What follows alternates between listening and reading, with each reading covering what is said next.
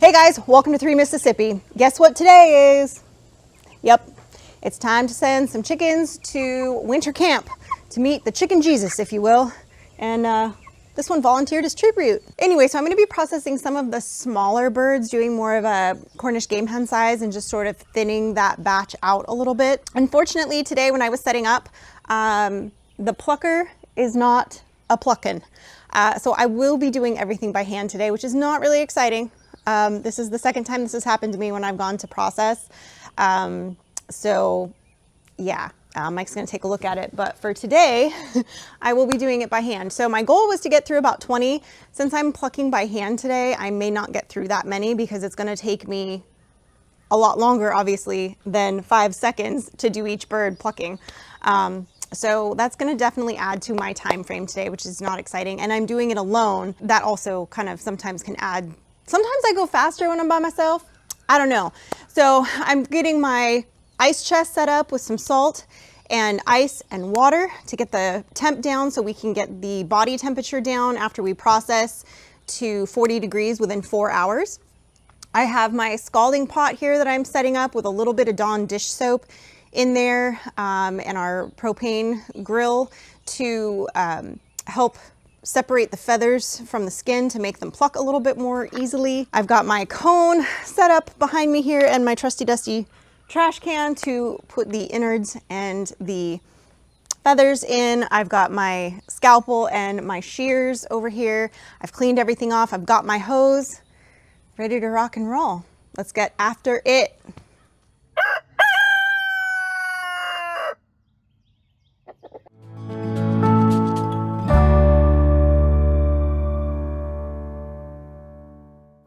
We are expected to have thunderstorms off and on, so I am under a covering of the shop here. My plan is to get all the birds that I'm planning on doing today in one go. I have a big thing in the back of the Polaris, and then I'm going to park them under here by the tractor and then just pull them as I need them and just hopefully bang these out as fast as I can. I am wearing, to keep myself a little cool because it is hot and muggy today, I know I'm wearing this is a really light sweatshirt, but this helps kind of keep the bugs and the blood off of me a little bit when I'm processing. But I do have my Camel City socks on today, guys. I do. They're under here. They add a little bit of compression when I'm going to be on my feet all day like this. And the rain just started. Well, it just started raining. So I just moved the camera back a little bit. But I'm wearing my Camel City socks, guys. These keep my feet dry. It is hot, muggy, sweaty today. And this is hot, muggy, sweaty, dirty work. This is gonna keep my feet nice and dry. They also have compression on them. So when you're standing, working, processing for a long time, like I will be today, hopefully this will help alleviate some of that pain that you feel after being on your feet all day. Check that link down in the description below. If you like these, I'm a fan. This is my first time processing with them on, but I've worked with them on before and nothing but good stuff. So let's go get these birds.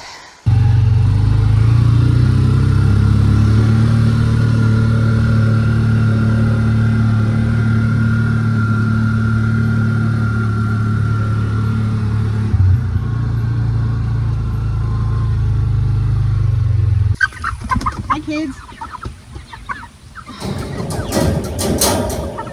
I'm gonna put some food down. They have not been fed today.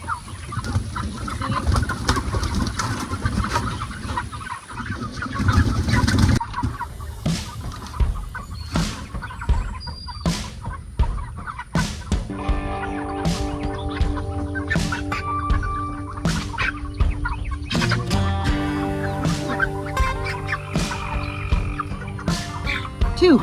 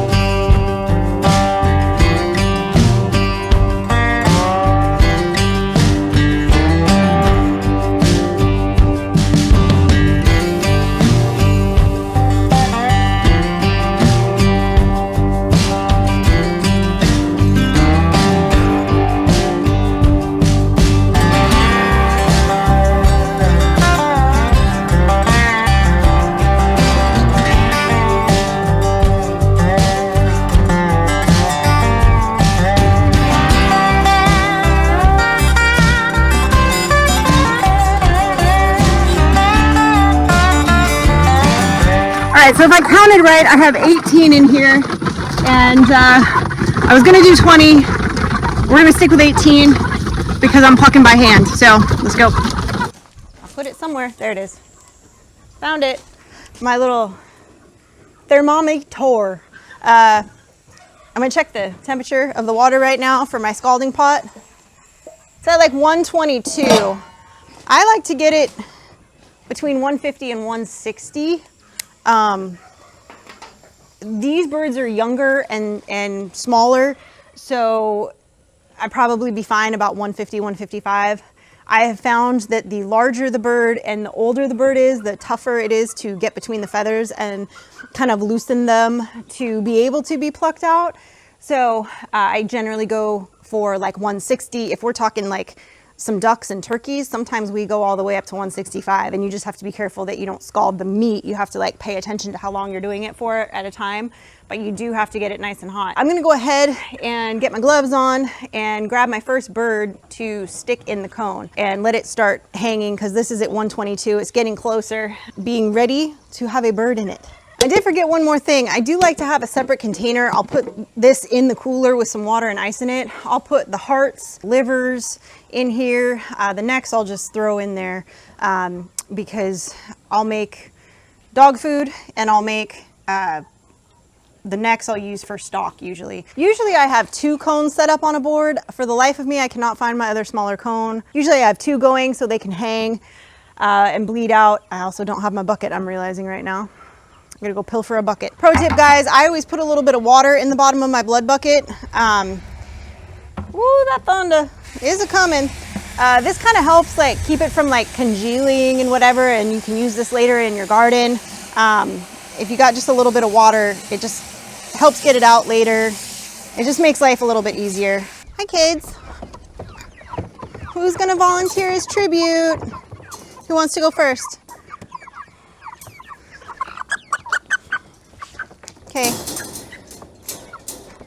Avert thine eyes, children. Avert thine eyes. Guys, I will be moving the camera in a second so you guys can see better, but this is my cone. I've got my bucket here. I will not be showing the actual act of splitting the neck. I'm going to explain it a little bit right now for you because YouTube does not like us to show that, so I will be blurring it out. But basically what I'm going to be doing is, if you kind of go back from their ear down their neck, just sort of like right here, just like we have a carotid, so do they.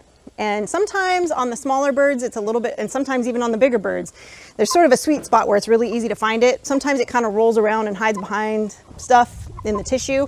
So you kind of have to pull their head out a little bit, separate their feathers, and then I like to use my scalpel and you can do one side or both sides, and I like to assist. I hold the neck because they will try to pull their neck in to staunch the bleeding. It's instant lights out for them. It's just like going to sleep. Their body will go through kind of death rattles, just like our bodies do when we die of natural causes. You have some spasms, some crackling, you have all those things. The same thing happens with the birds. That is part of being a meat eater and a human. And while I realize not all people that are on the planet eat meat, chances are, if you're watching this video, you do. And it's something that you're interested in learning how to do. So just keep in mind that this isn't for everybody. Some people are not able to raise animals and process them themselves. That's okay if that's not your jam. Don't beat yourself up. It's not for everybody. I don't have a problem with it. There's some animals that I have had to tell Mike, like, I need you to put this one down for me. I have got too much of a bond with it. I can't be the one to do it. And so I know my limits too. But these, I know going into it, these are meat birds. These are going to be chicken soup. These are going to be sold. These are going to be whatever they're going to be. They are meat. And you don't have them for very long, so it's kind of hard to get really attached to them. I just realized I did grab one rooster in there, maybe two. I know. I like to hold them upside down. They calm down right away. Kind of slide them in the cone, guide their wings in, guide their head in, and hopefully this cone isn't too big. You can tie their feet off, which I like to do a lot of times. You just kind of hook it around their legs. When they're upside down like this, Got to do it kind of behind the back of their knees right there, if you will. It just kind of keeps them from popping themselves back out. There we go. So again, when I actually slice this, I will be blurring it, but I'm going straight back from their ear. I'm kind of twisting the head to the side slightly from the body. And I'll be blurring this out, so if you're squeamish, you won't see really much. And I'm finding it right here. And a quick, sharp motion, making sure your fingers are out of the way. Got a nice bleed. And I like to keep holding it. Keep them from pulling their head back up into the cone. Remember, the smaller the animal, the less it's going to bleed out, because there's just not going to be as much blood. Now remember, I do have its knees tied up here. This, because what'll happen sometimes, if I were to just let go right away, their instincts, their reflexes is to kick out like that. Oops, that's going to put an eye out, isn't it? Got some baling wire going haywire. So as that bird is in there, finishing going through the process here, I usually let them bleed out for a few minutes. I like to give them a few minutes, basically. I like to make sure that they've bled out as much as they can and let all the muscles relax for a minute before I take them to the scalding pot. But that is the next step after it is completely done. Now, normally, if I had 2 cones set up, I would grab another one right now and let it start the process so that I can just go boom, boom, boom, boom, boom. Unfortunately, not sure what happened. Don't know where my other cone is. Gonna have to order a new one. It helps speed up the process, especially when I'm doing this alone. Just for reference, guys, so you can get an idea of the size of these birds. These I received the week of March 3rd, okay? Today is May 2nd. So they are exactly 8 weeks old, plus or minus a day or two, and shipping time. So that gives you an idea. I have some of the hens that are in here are a little bit more on the smaller side. I did try to grab the smallest birds. I have another 50 that are in the brooder that I just got yesterday. And we were gonna do 3 batches. We had some bad weather, had to cancel a batch because they couldn't accommodate doing another shipment. So all these guys will have to be done by the time they hit 12 weeks, because in 4 weeks, the ones that are in the brooder are gonna be ready to go out to the pasture. So, and be out on grass. So I'll have the rest of these guys, and hopefully my plucker, fixed and processed by then. So that week, everybody will get processed, and then the following week, the rest of the guys from the brooder will go out there. And then those guys I'll be able to let go a little bit longer. Because we pasture, you know, a lot of people will tell you Cornish meat birds, you know, oh, process them all at, you know, 8 to 10 weeks. I've let some go beyond 16 weeks before, just for reference. And, you know, when they have the ability to move around and forage and eat grass, you don't see the problems that you see when they're penned up and just fed corn. So you don't have the sudden heart attacks, you don't have the leg breakage, you don't have some of those issues that you see when they're kind of in a feeding lot situation. So this one looks like it's ready to go because I've been jibber jabbering. Oh, I forgot to check my water temp. It should be up to temp and perfect by now. So let's go get the scald. Just had to move my table back a little bit because it is starting to rain. And oh yeah, these are done. This is nice though to do in this kind of weather because it does help keep the meat bees and flies down while you're working. When it's in the heat of the summer, a lot of times what I'll do is set up a fan. You know, later in the season when I'm processing out, that'll probably be what happens. But for now, let me move this guy back a little bit too. Ooh. There we go. Okay, and this water did get a little bit more spicy than I wanted it to, so I am gonna add a little bit of cool water to it to calm it down. Try not to splash myself with hot water in the process. Now again, remember it's got a little bit of bubbles because it's the first one. Those bubbles will go down. I did take some out by hand. You're gonna scald it for about 15 to 20 seconds, and then you're gonna check a feather and see how easy it comes out. This, again, smaller bird, it's not gonna take as long. I'm probably only gonna do 15. Get all the way down into the legs and kind of swish it up and down. Really helps get in between all the feathers. And let it come out.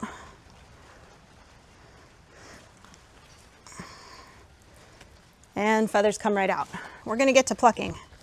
And these birds, again, because they're younger, their quills are more tender, it's not gonna be really hard to pluck these, it'll go pretty easily. It's like this one wing didn't get as much as the other wing for some reason. I usually like to start with the wings and the legs because typically those are the feathers that are the hardest to get out when you're doing it by hand, which is one of the reasons why you check with the wing feathers when you pull it out of the scalding water.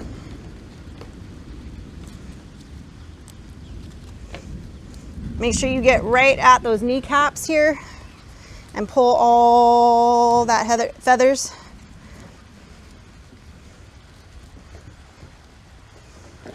Plucking by hand does tend to make my hand hurt by the end of the day because you are doing this pinching, pulling motion the whole time. And if you've got, like, you know, carpal tunnel or arthritis or anything like that, it's not the business. It just makes your hands sore. Also, these birds are going to be a little bit harder to gut because they are smaller in size, but I have smaller hands, so it'll be easier for me than it would be for like Mike to do it with his big manly hands.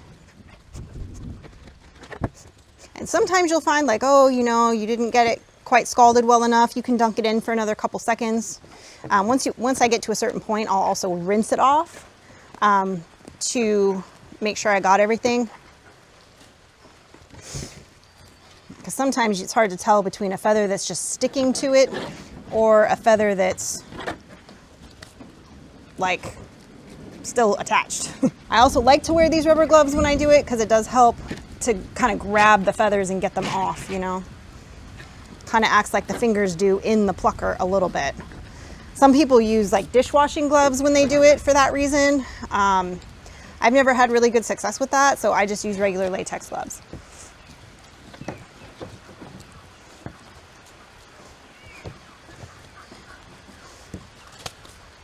Give this a little rinse, a little rinsey poo. Oops.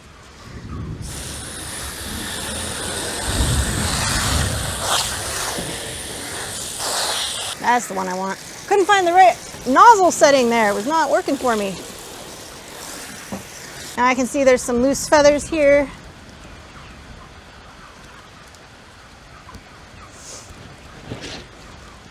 That are still attached. Get some of these off. And I'm only going so far up on the neck because I'm going to be cutting that off. Now when we had pigs, I used to keep the heads and the feet, and I know some people like to do the feet on their own. Now these feet are not dirty because they've been on fresh grass every day, but if you notice yours are dirty, if you throw them in the plucker, that really does help clean them. But these look, I mean, they're pretty clean. They've been on fresh grass every day I move them, so their feet are pretty clean. So the head, I'm just going to go ahead and lob it off and throw this in the trash. But like I said, if you've got pigs, cooking the head and the feet in the crock pot, as you can see, this one managed to get a lot more food than the other ones today, but you know, it is what it is. So I like to come back here and make a little incision to separate the skin from the neck. There's some kind of like tissue and things that kind of keep the esophagus and the skin and the crop attached to the neck. So kind of pull this back a little ways. And I'm going to loosen the esophagus from the crop and the flap of skin that's surrounding the crop right now. Just kind of loosen this up. Sometimes some people think it's easier if the crop is totally empty. Oops, that tore a little bit. It's also the problem with younger birds. They're a little trickier. So we're going to leave this crop separated from the skin but still attached to everything right now. At least that's how I like to do it. Then I'm going to come around this back end. Oh, it's raining in. Dang it. This is the least pleasant I've ever done this in like actual rain that's blowing in. So I'm going to make a little incision back here by the butt nugget. And then I'm going to make an incision right here, right underneath this, where the breastbone comes to a point above the cloaca, right in this little zone here. I like to make like a pinch here, and then I just make a little incision, and I'm kind of following it through until you see there's a little bit of like connective tissue, until you break through that. But don't go any further in, because you're going to puncture the bowels and the intestines and all that, and you do not want to do that. So I'm going to follow this down right in between here, right in between the legs, to right to the meat. I'm going to do the same thing on the other side. This is why I like to use a scalpel, because it makes it really easy to kind of get around in there. Again, remember, the smaller the bird, the harder this is to do, because you're trying not to puncture everything. What you can see right in there is the intestines and everything. The gizzard and all that, it's right there. So I'm going to come right down in between kind of the back of the hip bones here that you can feel. And I'm going to come right in between that with my scalpel, right along this connective tissue, again, making sure that I'm not puncturing any bowels. Now I'm going to stick my hand in here and loosen everything up and kind of start pulling. See if the crop will come right through. Right here is the stomach, and it's attached to that esophagus that we left attached at the top, and I'm going to pull. Sometimes it comes right through. That crop is a little bit full. It did not, it disconnected. So that's fine. We'll just pull the rest of it out this way and make sure you get all the esophagus. But that is the crop. And you can tell this is mostly plant matter in here. I can tell. I don't want to bust it open and gross you guys out. There's nothing in there that could hurt you. It's not even digested yet. It's literally just food that they only swallowed and nothing happened to. But you can see the grass like in there. So that we don't keep though. So now I've pulled out all the insides. Well, not all of them, but a lot of the insides out here. There's the heart right here. And now I'm going to flip it back over, and I'm going to finish cutting this off, which will cut the intestines off. Again, right through the back of the kind of hip bone there around that cloaca.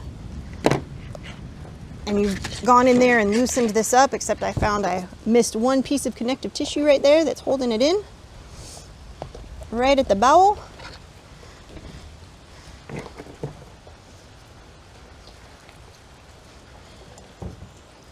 There we go. There we go. So here you've got your poop stuff, which you don't want. Woo! It's raining. Coming in sideways. So it started coming to flood. It doesn't look too bad now, but it was blowing in sideways. Everything was getting wet. My camera, my microphone, everything. And so anyway, I just pulled everything into the shop real quick. We'll wait this out. This isn't supposed to last more than a little bit.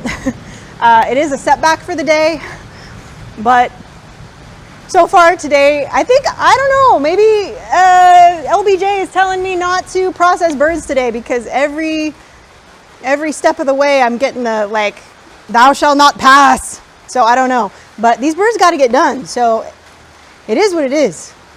A little bit of rain, and it's sideways rain. Okay, the storm has let up. It is no longer blowing sideways rain. It's thundering, but it's behind us now, and we're starting to get sun again. So I think I'm safe to resume. It was only about a 15-minute break, but you know, hey, sometimes you need to take a break, and that's all good. So that's the downside of when you're filming and doing this, is if something happens, you got to grab the equipment first, because you can't get it wet. All right, so back to where we were here. All this connective tissue that's surrounding here. So I'm just going to cut off where the stomach line there hits that. Pull this off. So as you can see here at the end of the intestines, there's a green bile sac. You do not want to puncture that, but around it is the liver, which you do want to keep. So you got to kind of get around that bile sac, and once you get a better feel for it, you'll be able to waste less of the liver. Sometimes it's harder on these smaller ones, I'm not going to lie. But I did good. I didn't puncture it. I've got my liver, I've got my heart. Those are going to go in that little container I showed you. Bunko is very mad because it was storming. I don't know if you can hear him. He's standing on the four-wheeler behind me, screaming at me for attention. I know. Come here. Mwah. All right. So now, in the inside here, I don't know if you guys are going to be able to see it because it's kind of dark, but on the inside of the the rib cage are the lungs. So you're gonna kind of, with your finger, you're gonna go like this. Somewhere Mike bought a tool for this that's supposed to help scrape the lungs out so they're harder to get out. And they're gonna come out in little pieces, but they look like that. And those, just throw them away or give them to your cat that's complaining. Here, see, there's a good, I got a whole one out in that chunk. You want lung? Here, Bunk. There you go. Bunko loves processing day because he knows he's gonna get some treats. I'm just making sure I got all the little pieces of lung out. They don't smell very good when you cook them, so try to get them all out, and that's pretty good. So now down here at the bottom, you've got the kidneys, and they're kind of underneath in here. Now again, these are small. Mike likes to pop them up this way. I kind of do both. I kind of push them up and out, and then sometimes I come from the other direction on the top and push them back out this way. And they're gonna kind of come out in pieces. This one's really tight in there. But you're kind of just doing the best you can. You'll get the rest of it kind of with the hose when you clean this out, because it's just gonna kind of break apart and sit in there. But if you can see, other than needing to be rinsed out, that's totally clean in there. Now I come around here, remove any like esophagus or anything like that that's still attached here, and just kind of pull that out. Sir, ow, bless. All right, now I'm gonna cut the neck off. I usually do this sooner, but kind of got a little distracted with the rain. And I just use a pair of kitchen shears to lop that off. Now for the legs, the joints here, if you look, there's a knuckle right here on the front and the back. And you're gonna come right across the front of the knuckle like that, and it's gonna pop open. And you're gonna bend it back the other way, and right back here at the back of it, pop it the other way. And now I've got that foot off. Now you can make stock with this. You can do all kinds of things with it. Like I said, used to like to feed them to my pigs, throw them in a crock pot with the heads and call it a day. But I don't like to mess with the feet, so I will not be messing with the feet. Don't judge. I know, Bunk, do you wanna, here, I'll give Bunko, here. No? Here. Here. Here. Need some kidney? There we go. He's really excited about that.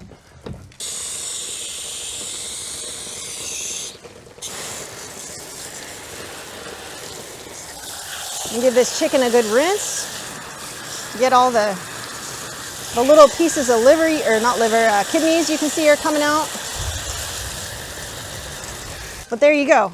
You've got a chicken that has been cleaned, plucked, all the things, and now we're gonna put it in that ice bath to get it down to the right temperature for bagging. So only, what, 17 more to go?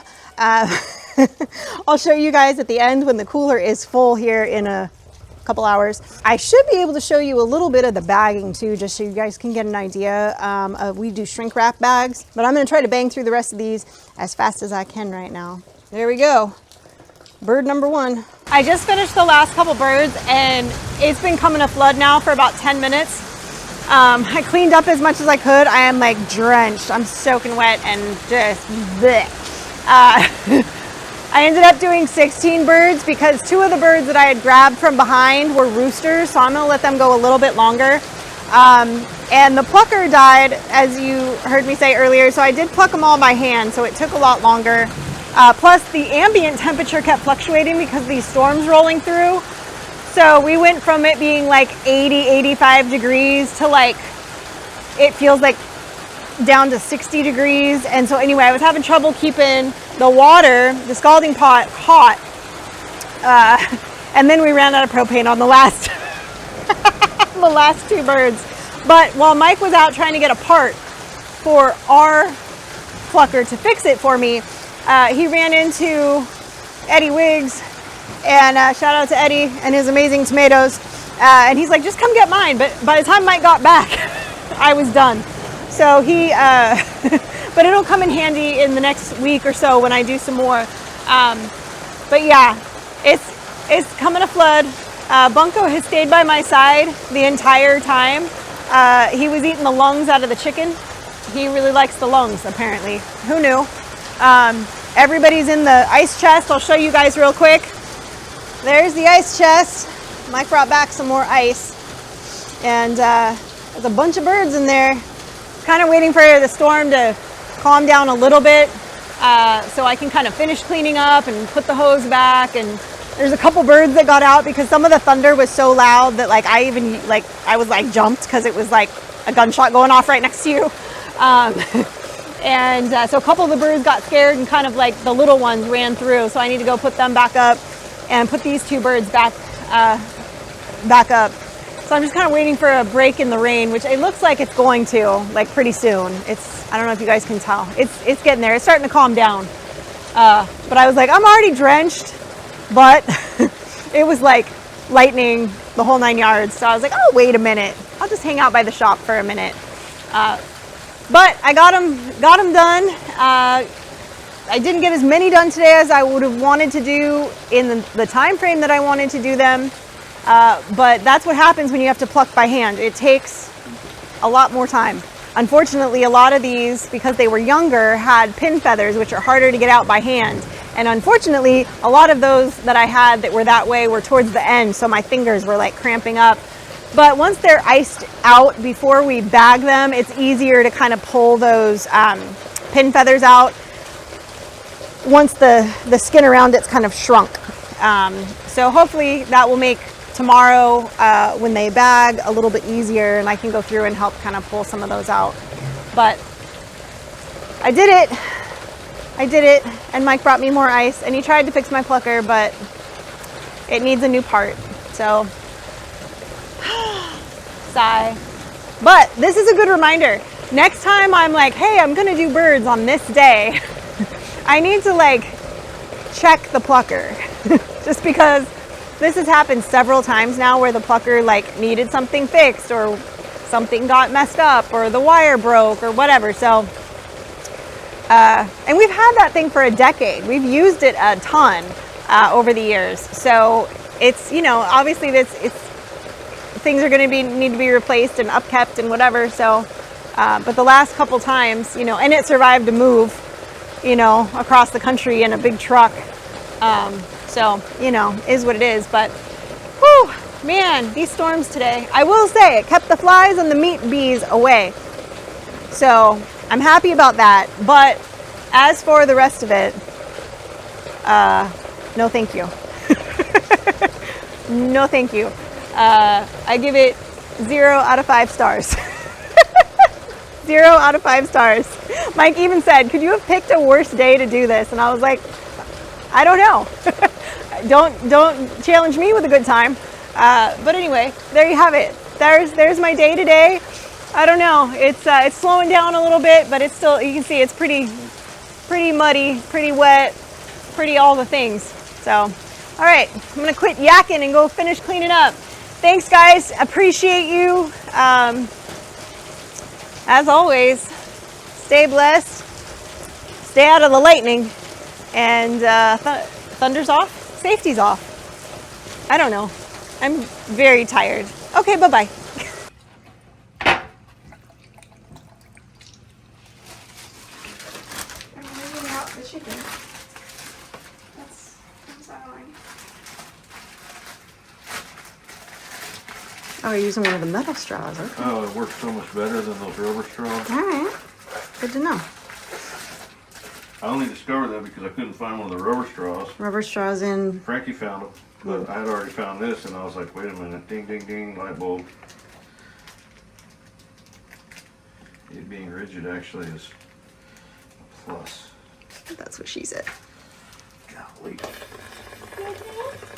That's not very ladylike of you.